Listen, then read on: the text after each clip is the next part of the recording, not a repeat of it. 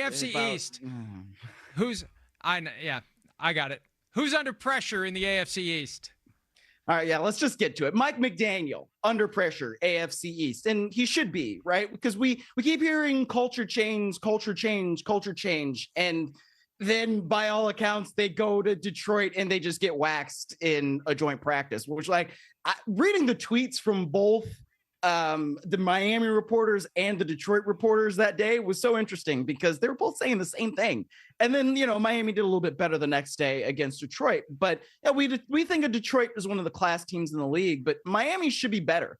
And they've got issues between Tua Tagovailoa and Tyreek Hill. And all these things are things that Mike McDaniel needs to solve because otherwise he could be hitting the road right after this season. So, Mike McDaniel's had some success. They made the playoffs, but when it comes to actually being a true contender in the AFC, I don't think any of us think that they're going to win the AFC East this year. But if they don't do that, then what does that mean for Mike McDaniel's future? He is under pressure.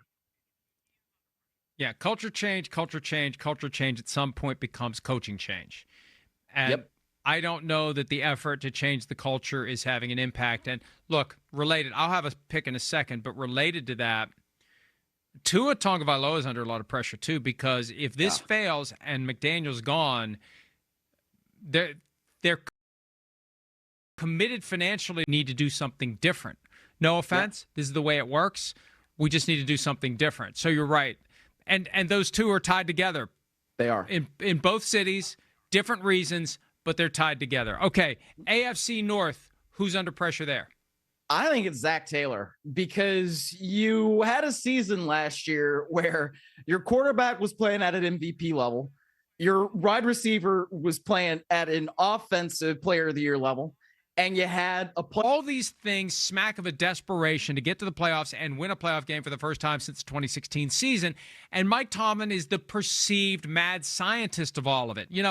I think that Art Rooney II is more involved in personnel decisions than he lets on or they let on. Omar Khan obviously is the GM.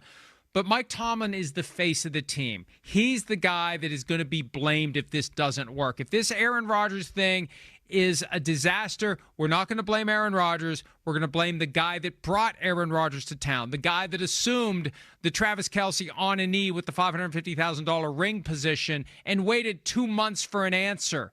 That's who's going to get the brunt of it. Not that he's going to be fired, Myles, because I don't think they're ever going to fire him. But this whole experiment of the 2025 Steelers is on him. Oh, what's interesting to me, Mike Tomlin is somebody that everybody respects, right? But there's still a blank space next to, Mike Tomlin playoff wins since the Obama administration. And that is something where you look at it, you look at what year we're in, that's a really, really, really long time. So yeah, I agree with you. There is pressure on Mike Tomlin and there kind of should be because they need to have some success. I understand why they're going in a different approach. It's great.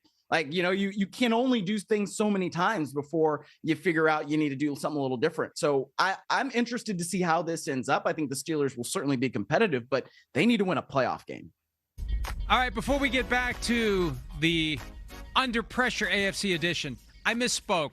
My line was that the Cardinals prior to 2008 had only one postseason game since the Truman administration because they did win a postseason game in 1998. But before that, their last postseason win was in the NFL championship in 1947 against the Philadelphia Eagles. They went 51 years between postseason victories. Okay, AFC South, who's under pressure there?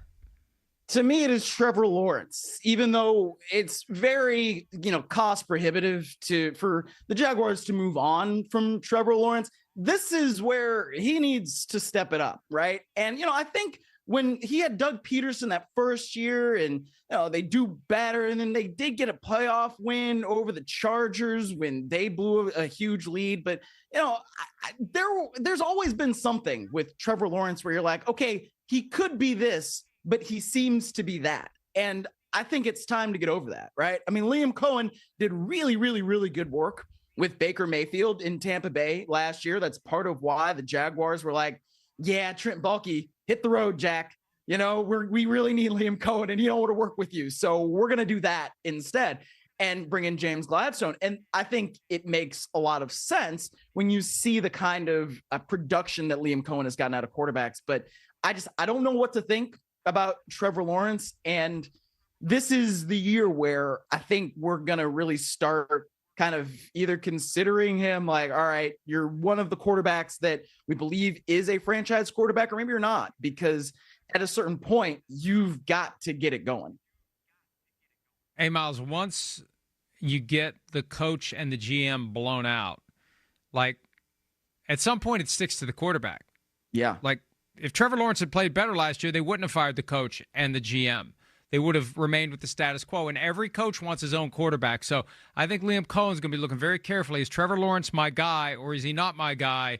And I think he needs to prove that he's the guy to remain in Jacksonville and continue under that contract, which is kind of weird. It was kind of puffed up a little bit. I think they could manage it if they had to. I'd have to take a closer look at it. For me, AFC South is Brian Callahan, the coach of the Titans, because there's a new boss, two new bosses ahead of him. You've got the new GM in Mike Borgonzi. You've got the guy who runs the show in Chad Brinker, who's kind of like Game of Thrones his way up to holding the ear of the owner. And if they want a new coach, they're going to get a new coach to get more out of Cam Ward. So Callahan's got to show he can get a lot out of Cam Ward because he's going to be the guy to go if it doesn't work. AFC West. I'll blame point on one thing, too, before we go to the AFC West. The last two quarterbacks, right, drafted number 1 overall, you had Frank Reich with the Carolina Panthers fired. You had last year Matt Eberflus. Yeah, exactly. Matt Eberflus, Chicago Bears fired. So I think Brian Callahan wants to break that trend with Cam Ward. We'll see. In the AFC West, I'm going with Justin Herbert because, what's he done? I mean, he has as much arm talent as any quarterback I've ever seen live, and he has a great arm. But last time we saw him in a meaningful game, he stunk up the room. I mean, it was not good what he did against the Houston Texans. And so I know that there is a point where he's got to get to where he is really carrying that team. And I believe he can do it. The problem, too, is it's got Greg Roman as an offensive coordinator, right? And last year they were 28th in attempts, the passing attempts. A team with Justin Herbert shouldn't be that low on that. And there's questions at receiver in terms of talent and whatnot. I like Ladd McConkey as a prospect, and they brought back Keenan Allen, but I don't know. So that's the one that I would say he should be under pressure because he's got to step it up too. And, he's so obviously the one. I can't think of who else. And I've run the different teams through them. I like, who's really under pressure with the Raiders? Nobody expects anything out of the Raiders this year. Anything they do is gravy. The Broncos, everything seems to be moving in the right direction. It doesn't feel like pressure. It feels like hope and anticipation. I guess if anybody's under pressure, it's Patrick Mahomes, who turns 30 next month, who's got these other quarterbacks nipping at his heels, and they lost handily to the Eagles in the Super Bowl, and they get them week 2, and they may get a reminder that there's still a gap between the two teams. Are we going to have a gap between championships like Tom Brady did, or are we going to continue to stay in this conversation? I think and I think he welcomes it, and I think he'll thrive under it, and I think the Chiefs will be fine, folks. But I feel like Patrick Mahomes has got to be sensing a greater weight on his shoulders to keep doing everything he's been doing. You keep bringing home great report cards. The parents expect the report cards to continue to be great. Hi, it's Mike Florio. Thanks for watching PFT on YouTube. Hit subscribe for the latest news and analysis from Pro Football Talk.